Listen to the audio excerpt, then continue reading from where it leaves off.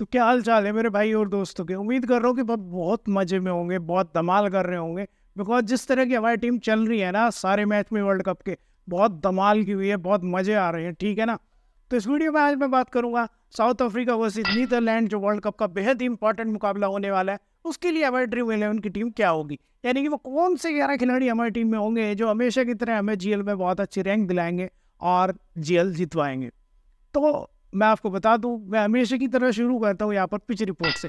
पहले मैं बात करूंगा पिच रिपोर्ट की, फिर मैं यहाँ पर बताऊंगा प्लेयर के एनालिसिस करूंगा, यानी हाल फिलहाल की दोनों टीमों खिलाड़ियों की रिसेंट की फॉर्म कैसी चल रही है, एक दूसरे के खिलाफ कैसा करते हैं। और फिर इन्हीं सारी चीज़ों के आधार पर और स्टेट्स के आधार पर मैं आपके लिए यहाँ पर ग्रैंड लीग की टीम बनाऊंगा अपने मोबाइल पर।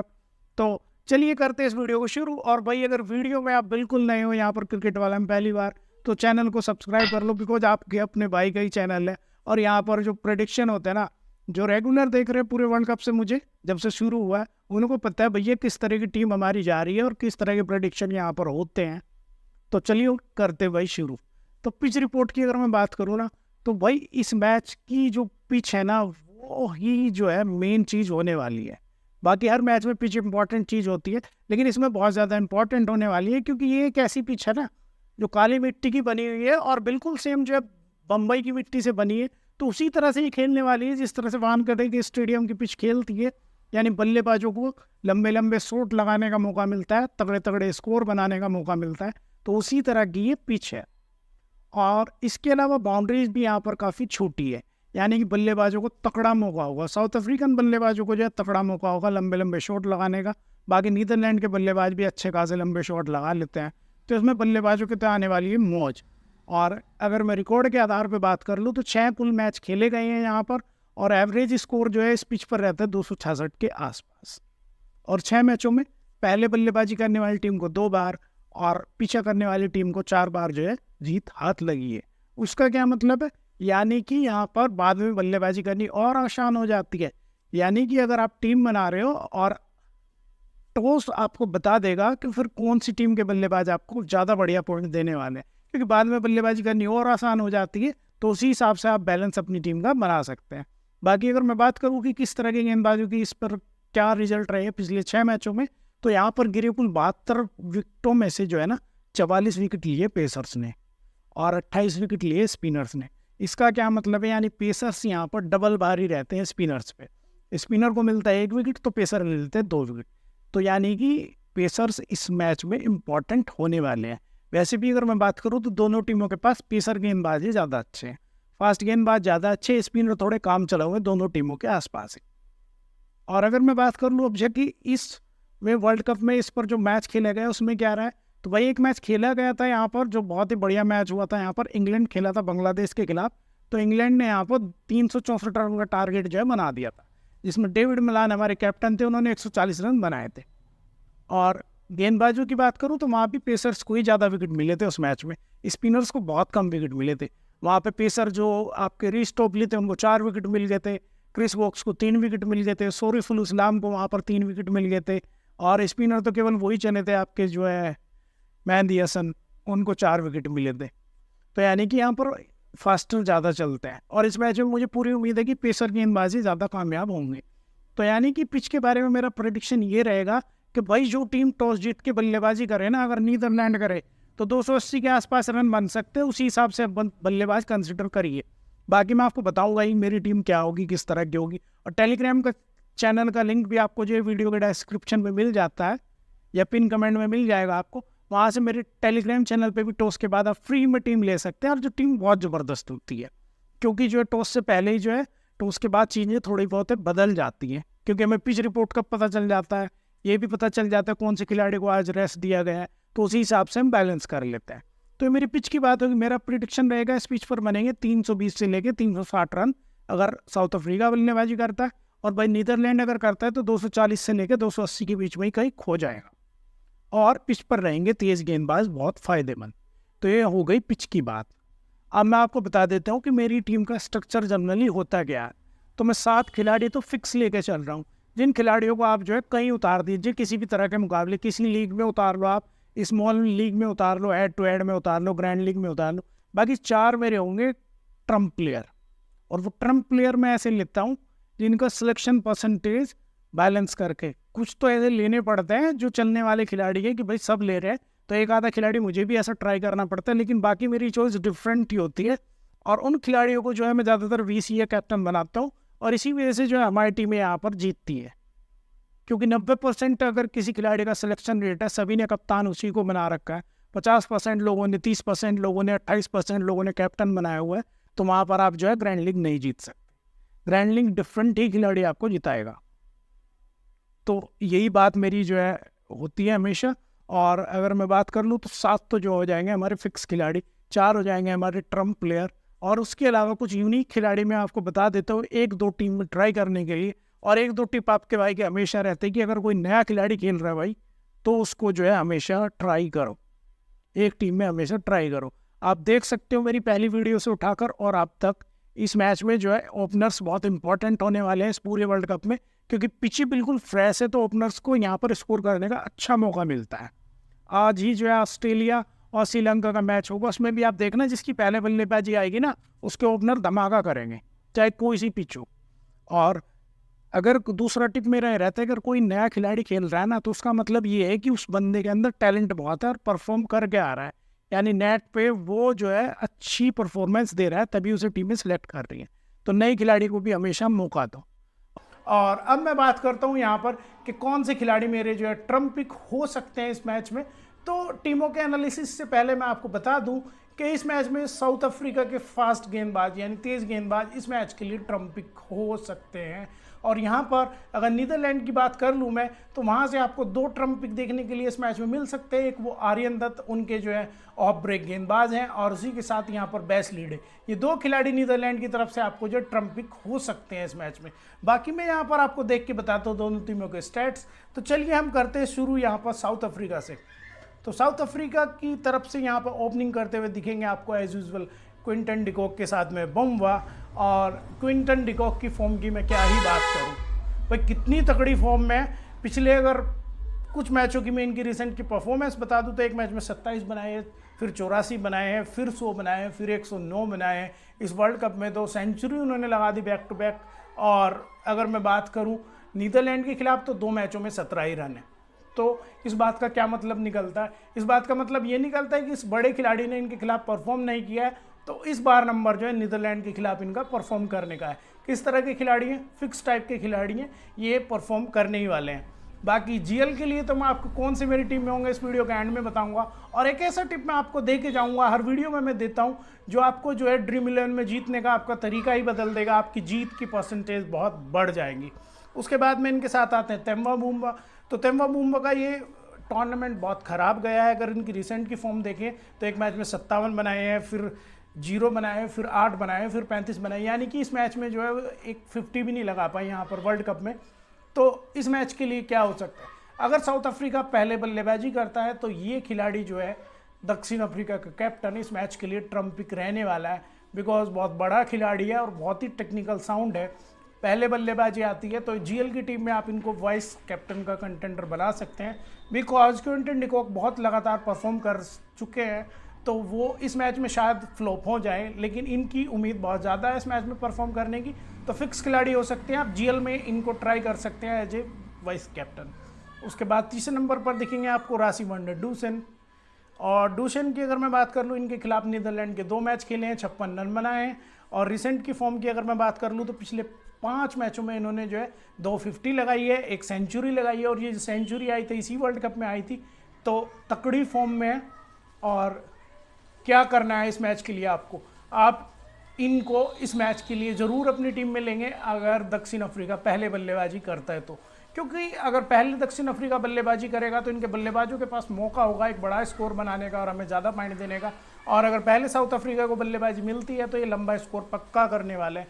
इंपॉर्टेंट खिलाड़ी है, जीएल में आप ट्राई कर सकते हो, बिकॉज कंसिस्टेंसी बहुत ज़्यादा नहीं होती है, बीच बीच में जो है कई मैचों में फ्लॉप भी चले जाते हैं। तो एक टीम में अगर आप कई टीम बना रहे हो तो जीएल की आप एक टीम में इनको ट्राई कर सकते हैं। उसके बाद चौथे नंबर पर दिखेंगे आपको सबसे इंपॉर्टेंट खिलाड़ी। इस लाइनअप में अकेला ऐसा खिलाड़ी है जिसने बहुत परफॉर्म किया नीदरलैंड के खिलाफ। 2 मैचों में 222 रन बनाए हैं, 113 का जो है इनका एवरेज है नीदरलैंड के खिलाफ। और रिसेंट की अगर मैं फॉर्म की बात कर लूँ तो पिछले 2 मैचों में इन्होंने वर्ल्ड कप के एक में 106 बनाए, एक में 56 बनाए हैं।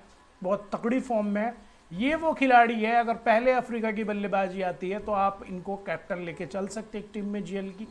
बहुत ज़बरदस्त खिलाड़ी है। इस मैच के लिए मेरा जो प्रिडिक्शन रहेगा कि ये 4 से 5 ओवर करते हुए आपको दिखेंगे, 2 विकेट लेके दे सकते हैं आपको, और पहले बल्लेबाजी आने पर आपको जो एक सेंचुरी भी इनकी तरफ से देखने के लिए मिल सकती है। तो ट्रम्प पिक हो सकते हैं, आपको 150 पॉइंट के आसपास ये दे सकते हैं, इंपॉर्टेंट रहेंगे। उसके बाद 5वें नंबर पर दिखेंगे आपको हेनरी क्लासन। तो हेनरी क्लासन कब इंपॉर्टेंट होने वाले हैं, ये भी तभी बहुत ज़्यादा इफेक्टिव और इंपॉर्टेंट होने वाले हैं अगर साउथ अफ्रीका की बल्लेबाजी पहले आ जाए। हालांकि ये मेरे फिक्स खिलाड़ी होंगे, अगर साउथ अफ्रीका बाद में बल्लेबाजी करेगा तो भी मैं इन्हें लूँगा। इनकी रिसेंट की फॉर्म की अगर बात कर दी जाए तो पिछले 6 मैचों में एक भी हाफ सेंचुरी इनके बल्ले से देखने के लिए नहीं मिली है। लेकिन अगर जिस तरह का ये खिलाड़ी है और अफ्रीका को यहाँ पर जो है बल्लेबाजी का पहले मौका मिल जाता है, तो आपको 70-80 गेंदों में इनकी तरफ से जो 130-40 रन देखने के लिए मिल सकते हैं। एक टीम में आप इन्हें ट्राई कर सकते हैं और बहुत ही इंपॉर्टेंट खिलाड़ी होने वाले हैं, क्योंकि इन्होंने भी जो है नीदरलैंड के खिलाफ 2 मैचों में 28 रन बनाए हैं, तो इनका भी नंबर है नीदरलैंड के गेंदबाजों की पिटाई करने का इस मैच में। बहुत इंपॉर्टेंट प्लेयर होने वाले हैं। उसके बाद वहाँ पर आपको 6ठे नंबर पर दिखेंगे डेविड मिलर। तो डेविड मिलर को मैं उस सिचुएशन में नहीं लूँगा जब यहाँ पर साउथ अफ्रीका पहले बल्लेबाजी करेगी। पिछले 6 मैचों की अगर बात कर लूँ तो 2 हाफ सेंचुरी है। नीदरलैंड के खिलाफ इन्होंने 3 मैचों में 103 रन बनाए, 51 का एवरेज है। बहुत ज़बरदस्त खिलाड़ी हैं। आप उस सिचुएशन में इनको ट्राई करिएगा जब जो है साउथ अफ्रीका पीछा करने वाली हो, बिकॉज नीदरलैंड की बल्लेबाजी भी काफ़ी स्ट्रॉन्ग है, आपको 270-280 बना के दे सकती है। उस टाइम पे ये इंपॉर्टेंट प्लेयर हो जाएंगे। और मैं आपको सिलेक्शन परसेंटेज भी बताऊंगा किस तरह से, जब मैं बाद में यहाँ पर टीम बताऊंगा। उसके बाद 7वें नंबर पर दिखेंगे आपको मार्को जेनसन। तो मार्को जेनसन आप फिक्स खिलाड़ी की तरह लेके चल सकते हैं, आपको 8 ओवर इनकी तरफ से देखने के लिए मिलेंगे, और बाद में अगर ज़रूरत पड़ती है, शायद इस मैच में ना पड़े बल्लेबाजी की, तो बल्लेबाजी भी अच्छी कर लेते हैं। फिलहाल की अगर मैं इनकी फॉर्म की बात करूँ तो एक मैच में 1 विकेट लिया, फिर 5 विकेट लिया, फिर 3 विकेट लिया, फिर 2 विकेट लिया, फिर 2 विकेट लिया। लेफ्ट आर्म पेसर है, आगे गेंदबाजी करता है, और धर्मशाला की पिच पर उन गेंदबाजों को मदद मिलेगी जो सही लाइन और लेंथ से गेंदबाजी करेंगे और मोमेंट हासिल करने की कोशिश करेंगे। वैसे भी मैं कहता हूँ कि लेफ्ट हैंड गेंदबाज इस पूरे टूर्नामेंट में जो है बहुत खतरनाक होने वाले हैं। जिस तरीके से विकेट कीपर इस पूरे वर्ल्ड कप में बहुत खतरनाक होने वाले हैं, ऐसे लेफ्ट हैंड पेसर का है वो बहुत खतरनाक होने वाले हैं। तो इम्पॉर्टेंट खिलाड़ी है। अगर आप कई टीम बना रहे हो तो आप इनको जो एक टीम में वीसी बना सकते हैं। बाकी अगर आप एक ही टीम से ट्राई कर रहे हो तो फिर जो इस वीडियो के एंड में मैं दूंगा वहाँ से आप ट्राई कर सकते हैं। उसके बाद अगर मैं बात करूँ तो आपको दिखेंगे यहाँ पर केशव महाराज।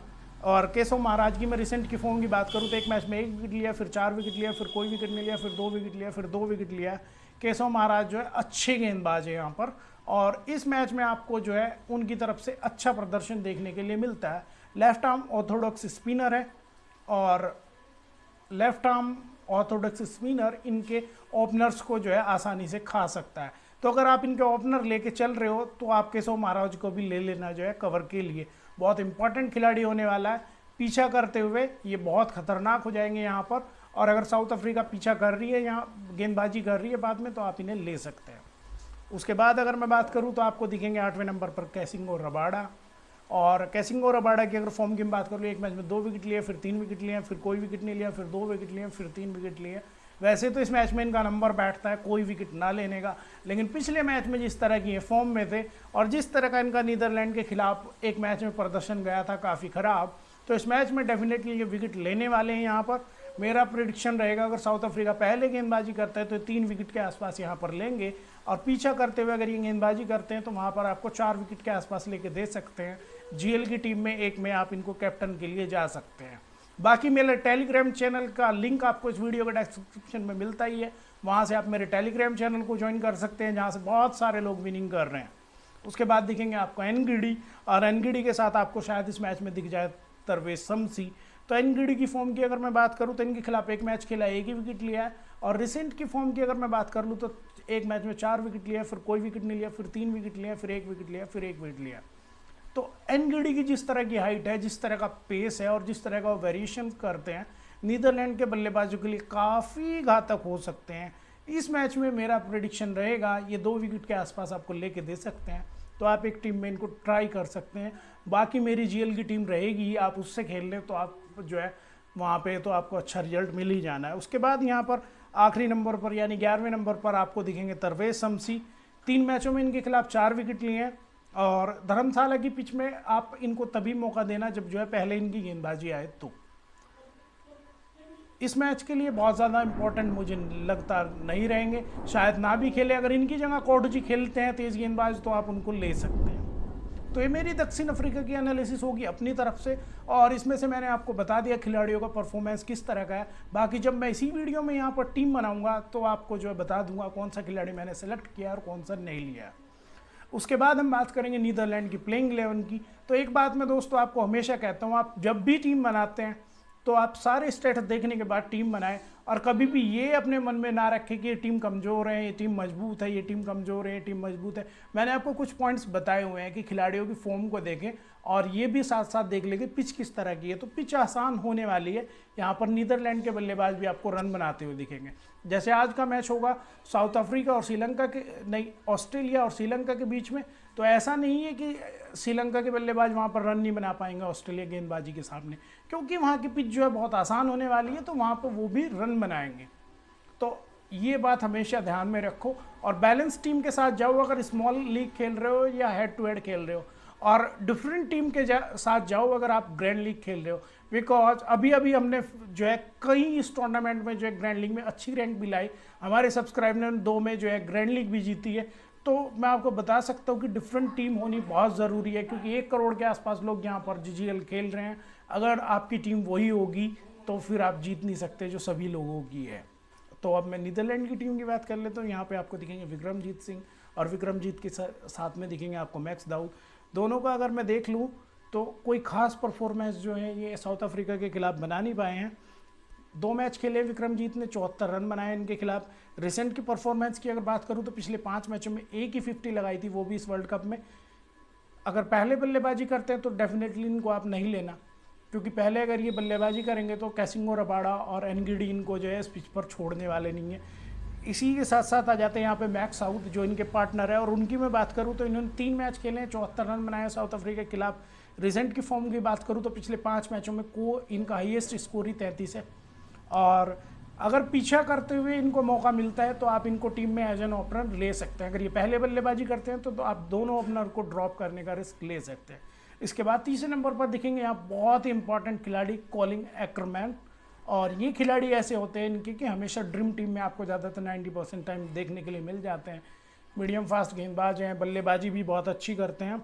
और इनकी अगर मैं बात कर लूँ तो 1 मैच खेला है इन्होंने, और वहाँ पर ना तो इनको विकेट मिला था ना रन बना पाए थे, लेकिन इनकी रिसेंट की फॉर्म जो है बहुत अच्छी है। एक मैच में 22 रन बनाए, एक में 6 बनाए, एक में 31 बनाए हैं, और जो है एक मैच में इन्होंने 69 बनाए, वो लास्ट वर्ल्ड कप का ही मैच था। और गेंदबाजी की अगर बात कर लूँ तो एक मैच में 0 विकेट लिया, फिर 1 विकेट लिया, फिर 0 विकेट लिया, फिर 1 विकेट लिया, फिर 2 विकेट लिया।